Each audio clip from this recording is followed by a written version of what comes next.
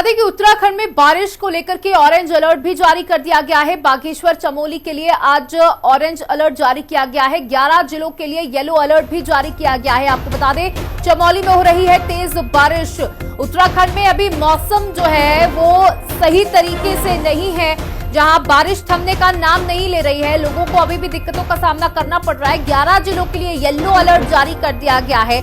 आपको बता दें जहां एक तरफ राहत और बचाव का कार्य जारी है, तो दूसरी ओर मौसम है जो अभी अपनी सही स्थिति में आने को तैयार नहीं है। बारिश थमने का नाम नहीं ले रही है।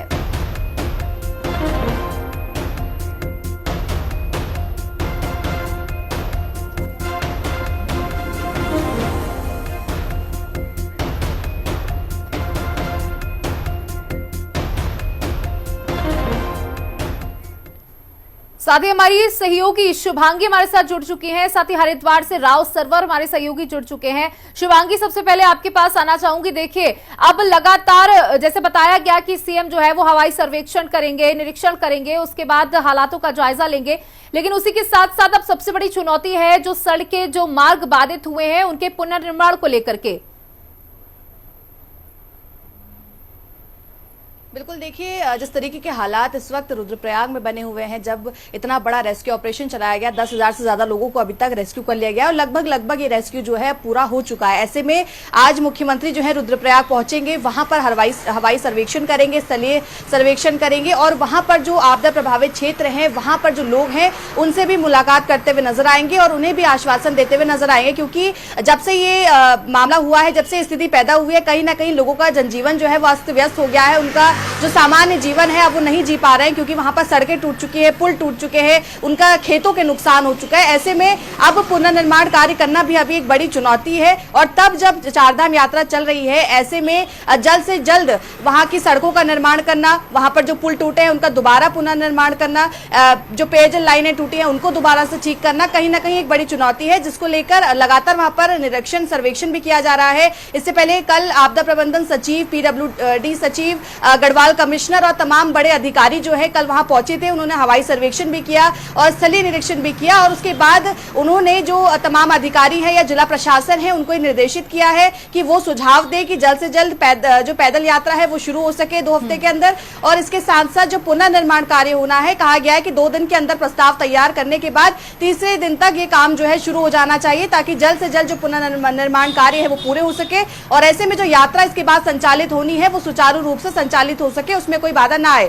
तो ऐसे में लगातार बड़े अधिकारी जो है वहां पहुंच रहे हैं, निरीक्षण कर रहे हैं, मुख्यमंत्री खुद इसकी मॉनिटरिंग कर रहे हैं। और क्योंकि देखिए केंद्र सरकार की इसमें बहुत बड़ी मदद मिली है इस पूरे रेस्क्यू ऑपरेशन में, क्योंकि जिस तरीके से चिनूक विमान भेजा गया, MI-17 समेत तमाम जो हेलीकॉप्टर्स भेजे गए, उसकी मदद से ये रेस्क्यू जो है जल्द से जल्द हो सका है। बिल्कुल, सभी के सहयोग लगातार अभी भी खोजबीन जारी है, सर्च ऑपरेशन चलाया जा रहा है। इतनी बड़ी संख्या में लोगों को शुभांगी बाहर निकाला गया और इसमें कोई दो राय नहीं है कि उत्तराखंड की अगर आर्थिक मजबूती को देखा जाए तो पर्यटक ही उन्हें सबसे ज्यादा आर्थिक मजबूती देते हैं। हमारे साथ हमारे सहयोगी राव सरवर भी जुड़े हुए हैं।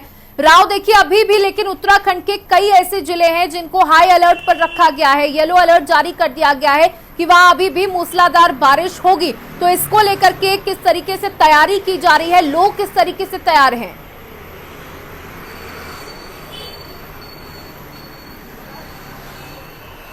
चलन के रास्ते बंद होने की लगातार खबरें मिल रही थी। कई जगह पर घटने में बादल भी फटे, उसको लेकर लगातार प्रशासन और प्रशासन जो है लगातार कार्य कर रहा था। जो लोग जो फंसे हुए थे उनको लगातार निकालने का प्रयास भी किया जा रहा था।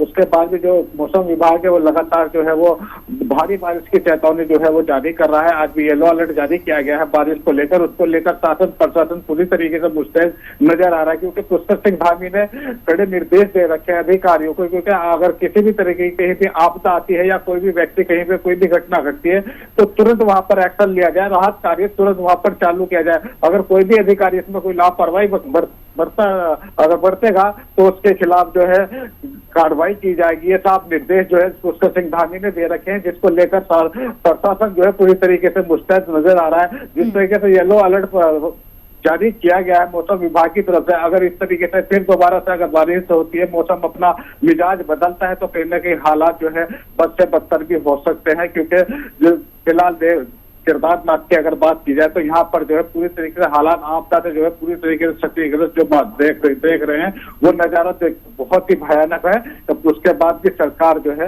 वो लगातार जो है रास्ते सुचारू रूप से चालू करने के लिए जो है प्रयास कर रही है। लगातार पुष्कर सिंह धामी जो है मॉनिटरिंग कर रहे हैं, पल पल की अपडेट जो है वो अधिकारियों से ले रहे हैं। जितने भी यात्री जो स्थानीय लोग जो है वो फंसे हुए थे वो लगभग सभी को सुरक्षित स्थानों पर पहुंचा दिया गया है और जो रास्ते हैं उनको भी जल्दी से जल्द सुचारू किया जाएगा। जी बिल्कुल, देखिए सरकार की तरफ से जो प्रयास किए जा रहे हैं वो बेहद सराहनीय है। लोगों को सुरक्षित स्थानों पर पहुंचाया जा रहा है, ये भी सबके सामने आ रहा है। लेकिन शुभांगी, देखिए विपक्ष है 10 बातें जरूर कहता है, लेकिन यहाँ पर एक जो बात सामने आती है कि ये दैवीय आपदा है। उत्तराखंड में हम देखते हैं मानसून में इस तरीके की तस्वीरें आमतौर पर सामने आती ही आती हैं, तो उसके लिए तैयारी कितनी की गई थी? क्योंकि जिस तरीके से हजारों की संख्या में लोग फंस गए और जो व्यवस्थाओं की बदहाली भी कहीं ना कहीं देखने को मिली, ये भी एक बहुत बड़ी चिंता का विषय है।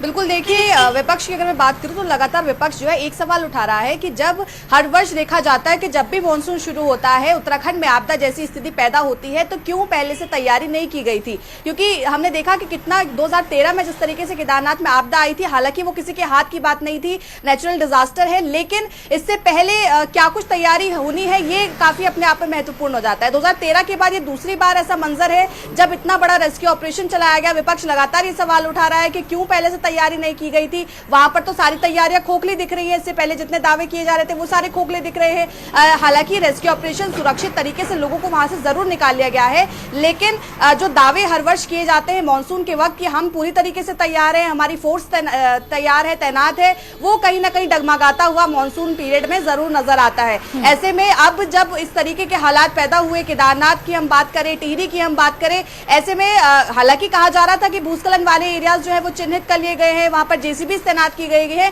लेकिन जब इस तरीके के मामले सामने आए तो वो दावे जो है कहीं ना कहीं खोखले जरूर नजर आए। और ये कह सकते हैं कि ऐसी स्थिति पैदा ना हो, इसलिए आने वाले वक्त में प्रशासन को जरूर इस पर ध्यान देना चाहिए। जरूर प्रशासन को पहले से थोड़ी पुख्ते इंतजाम करके रखने चाहिए ताकि अगर कोई इस तरीके की स्थिति पैदा होती है तो उससे जल्द से जल्द जो है निपटा जा सके।